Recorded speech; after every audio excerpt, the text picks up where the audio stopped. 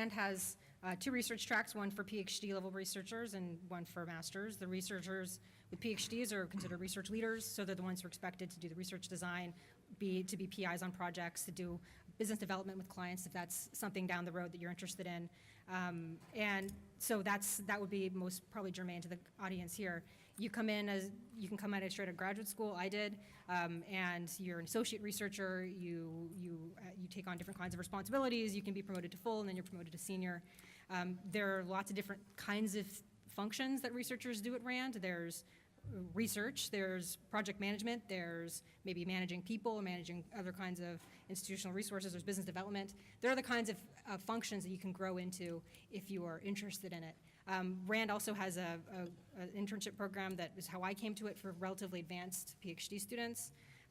And so that's a way to learn about, to work for the summer on real Rand work and to find out if you enjoy that environment.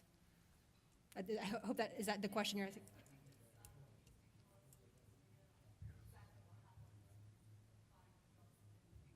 Yep, okay. This is where my earlier point that there is no such thing as the think tank comes back to me again. Rand has, I think, a unique internal operating model, at least from my friends who work there, as I understand the way they talk about their jobs. Heritage's internal model is probably also unique, so as a PhD, I came in as a senior research fellow, which is the top grade you can get before you enter the management level. And once you're in management, I guess it's a bit like being a dean. You stop doing a whole lot of writing and start attending a lot of committee meetings and doing budgets and things like that, stuff that I have no interest in doing whatsoever. So I'm pretty happy just staying at the senior research fellow level. My primary responsibility is papers, some op-eds and some blogging, but really mostly papers. It's hard for me to talk about a career track because I really haven't had a track. I've had more of a dot, I guess, in the sense that I've stayed in the same place for the entire time. But I think that if you come in as a PhD, that's probably going to be your experience, at least at some think tanks. One big difference, and this is really worth expanding on because this is one of the dirty little secrets of think tanks, is the money side of it. Right, at most universities, faculty don't raise much or sometimes any money whatsoever. That is not the case in the think tank profession. At many places, you will be required to raise a significant share, if not all, of your own salary. Now, Rand has, again, a somewhat unique model. I mean, maybe you want to talk about the whole bidding process, or maybe that's too... interest. Maybe that's too recondite. I would say that I'm very lucky in the sense that I have never been once asked to raise a dime, and I've never even met a donor in 10 years.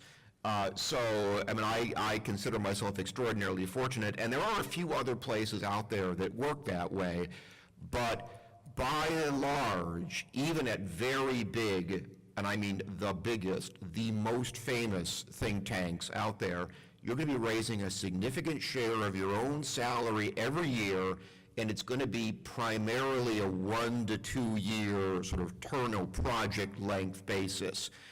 And oh, by the way, think tanks don't have tenure.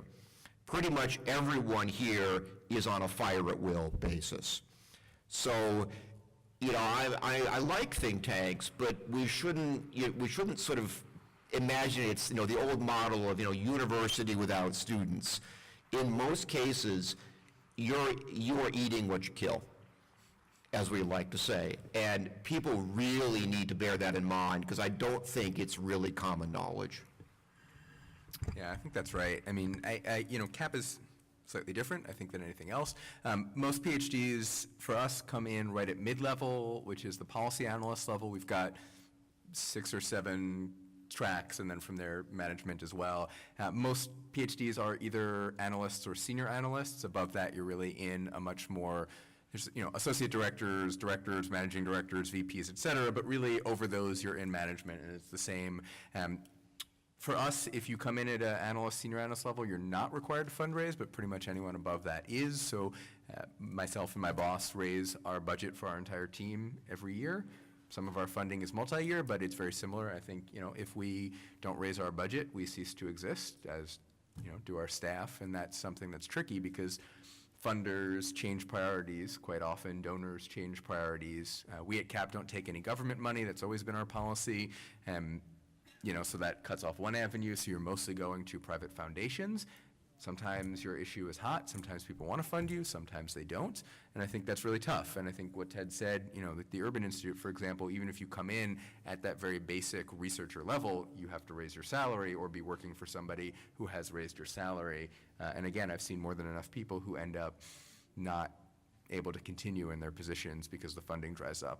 That is, I think, also why I very consciously moved into that more policy role, management, budgeting, all that sort of thing, because those are the type of skills that allow you that more holistic look, and I think are certainly learnable as a PhD, as with any other skill, and also, allow you to meet the donors and meet the foundations people that are going to allow you to raise your budget.